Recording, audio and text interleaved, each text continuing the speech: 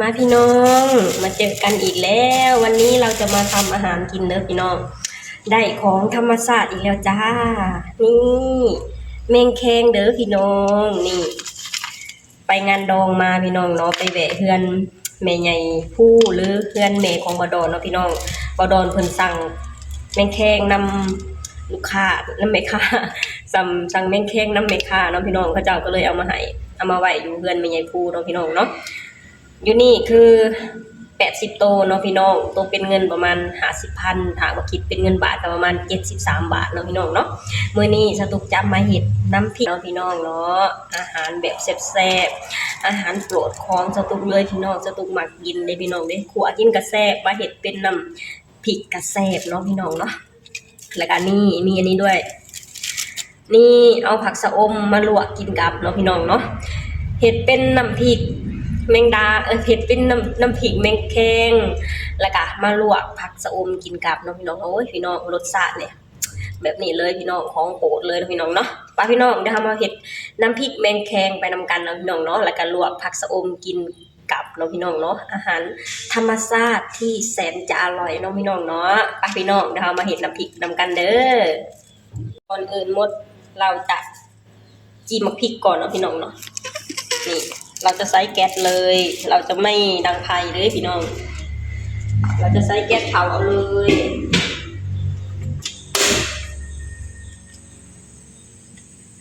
เขาจะบอกว่าไปจี่ใส่ไฟมันหอมกว่าได้พี่น้อง แต่ว่าสตูกะขี้ข้างหรือขี้เกียจนั่นแหละก็เลยเห็ดมันนี่เอาเลยพี่น้อง มันว่องไวดีเนี่ยโอเค แล้วก็จะลงปลาแดกใส่เนาะพี่น้องหรือเอานำปลาแดกนั่นเองอาหารแบบบ้านๆด้วยจ้าเอาปลาแดกใส่นิดหน่อยของโปรดของบดอนกับสตุกพี่น้องสตุกหมักกินเอาน้ำใส่นิดหน่อยจ้านี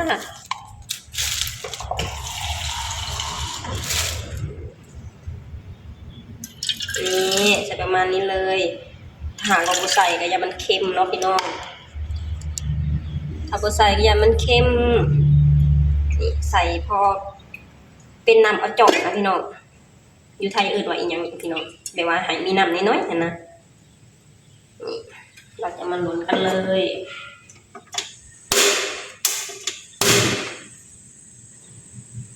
ตื่มปลาอีกนิดหน่อยเนี่ย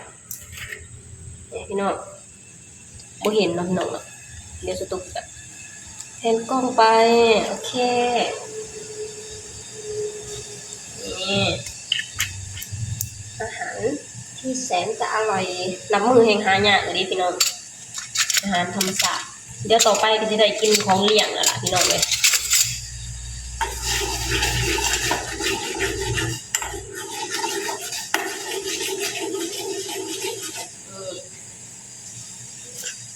น้อยหนุนนิดหน่อยให้หมูมันเดือดแล้วก็พอเนาะพี่น้องโอเคเราจะมาตำน้ำพริกกันเลยสตุกขออนุญาตเฮ็ดเป็นแบบตั้งเด้อพี่น้องนี่มาเลยจ้าเริ่มกันเลยอันดับแรกใส่ผงชูรสใส่ลายเสียบลายใส่หน่อยเสียบหน่อยพี่น้องสตุกต้องใส่ลายถึงเสียบตำไปจ้าเสียงดังเนาะพี่น้องผ้าห้องสตุกก็จะอยู่ใส่ผ้า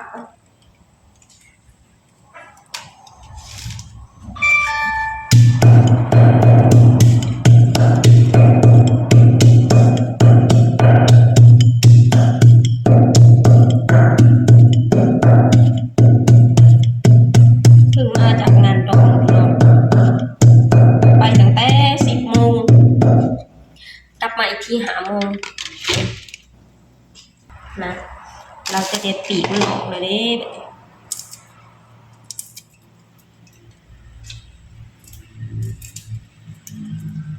บดอนเพิ่นยังสั่งอีกอยู่ได้พี่น้องเลยยังสั่งน้ำพอค่าอีกอยู่สั่งน้ำพี่น้องเพิ่นละเขาเจ้าหาแมงแคงขายนะพี่น้องเพิ่นบอกว่าได้จังไดก็เอามาเด้อเพิ่นว่าของเพิ่นหมัก สตุกกะหมักกินพี่น้องดนกินเทื่อหนึ่งแบบว่าปีหนึ่งกินเทื่อหนึ่งพี่น้องแต่ว่ากินเทื่อหนึ่งนะต้องเอาให้มันคุ้ม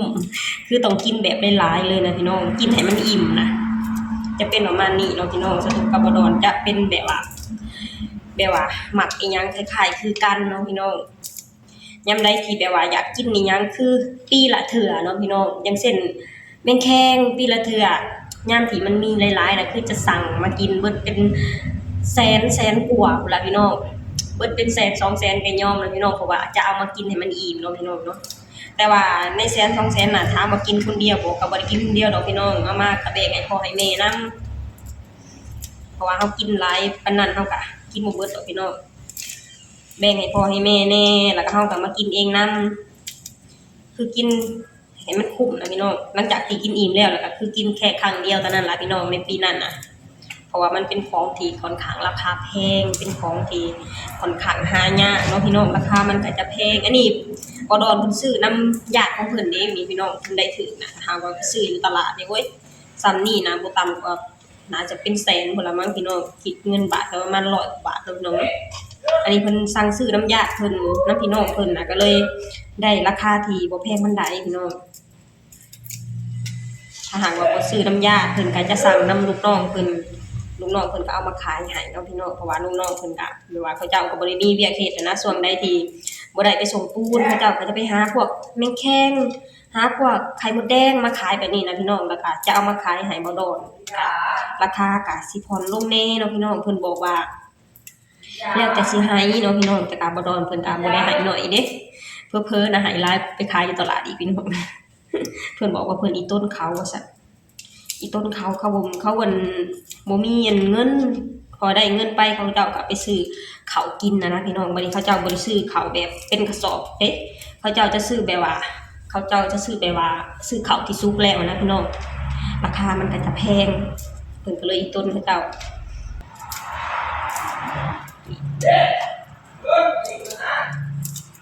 พ่อกับลูกเอากันนะพี่น้องเอ้ย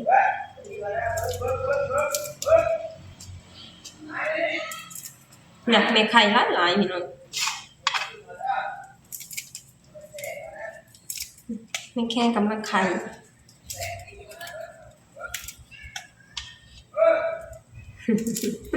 พอลูกเอากัน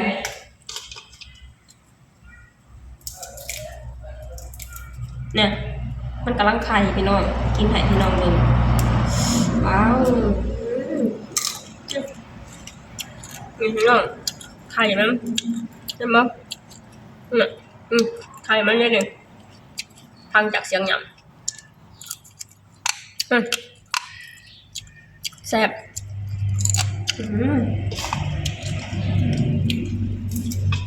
เป็นอาหารธรรมชาติที่แซ่บพี่น้องสตุกหมักสุดใจเลยอาหารธรรมชาติพวกแมงแคงไข่หมดแดงหน่อไม้สตุกหมักพี่น้องไปกับหมักคือกันนะพี่น้องเนาะ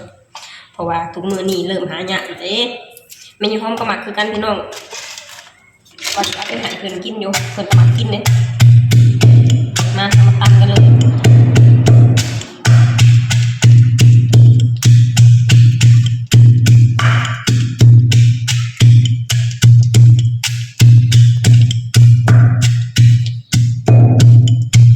อยู่ที่ไทยน่ะสตุกเคยเห็นเขาจับเอามาขายอยู่นี่พี่น้องแต่ว่าบ่เคยซื้อกินจักเทื่อเนาะเพราะว่ามันก็ค่อนข้างมีราคาที่ค่อนข้างแพงเนาะพี่น้องสตุกบ่เคยซื้อกินแมงแคงจักเทื่ออยู่ที่ประเทศไทยเคยซื้อกินแต่แมงดาเคยซื้อกินเทื่อนึงซื้อตัวเดียวพี่น้องตัวละ20 บาทนั่นใดอ่ะอยากนะพี่น้องสตุกจะเป็นประมาณนี้หากว่าคิดอยากหยังนี่ต้องกินให้มันได้นะพี่น้องแต่ว่าจะกินแค่เทื่อเดียวเท่านั้นจะเป็นประมาณนี้แปลว่าราคากะแปลว่ากับพอฟังอะนะพี่น้องถามว่าแพงบอกว่าแพงเด้พี่น้องตัวละ20 บาทเนาะแต่ก็อยากกินในห้าอยากพี่น้องนี่เห็ดของแม่ได้มันเม้นปะคะมันเม้นลูก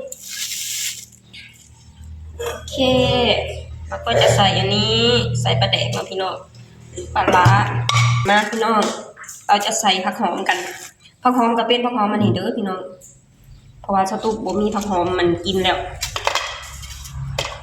งัวกินเบิดปะกับอันคนก็เลยมาเล่นกินขี้ปากงัวนะพี่น้องก็เลยได้กินแค่นี้ตอนนี้กำลังเริ่มปลูกใหม่อยู่ถ้าเบิ่งว่าจะได้กินยามใดบุพูดแหละเป็นอาทิตย์2 อาทิตย์ถึงจะออกจะไม่ขึ้นได้ไหมครับ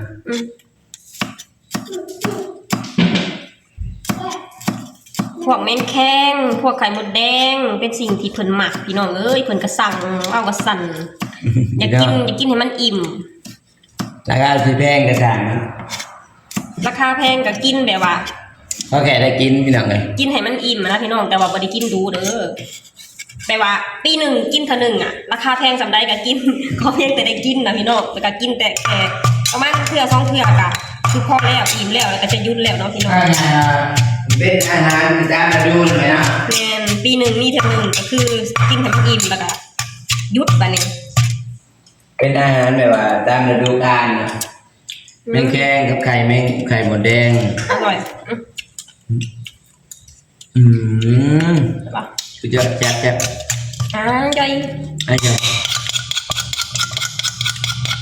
แล้วมาลวกผักขาแบบนี้เราผักขากินกับนะผักขาเนี่ยไม่เอาเพื่อนหมูวะไม่เอาเพื่อนหมูนะทุกอย่างนะทุกอย่างเสร็จพี่น้องเลยนี่เสร็จแล้ว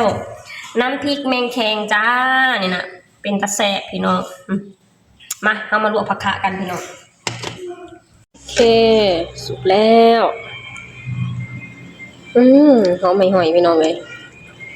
นี่ว้าวเรียบร้อย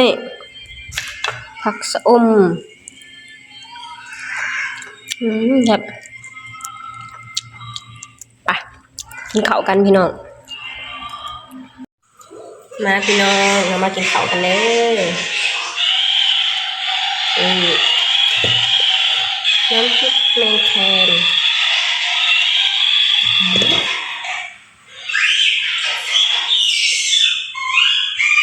ยอดสะอมจ้ะ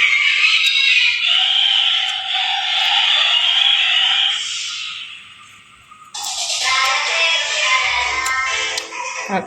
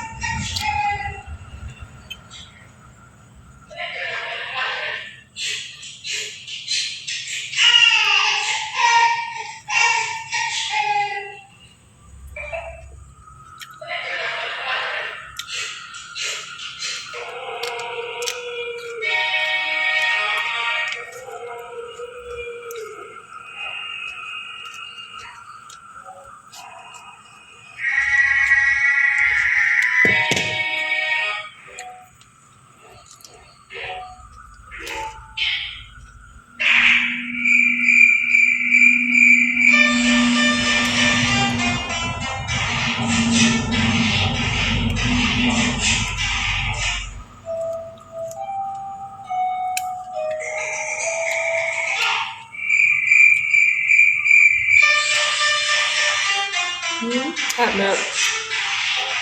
นั้นเด็กข้า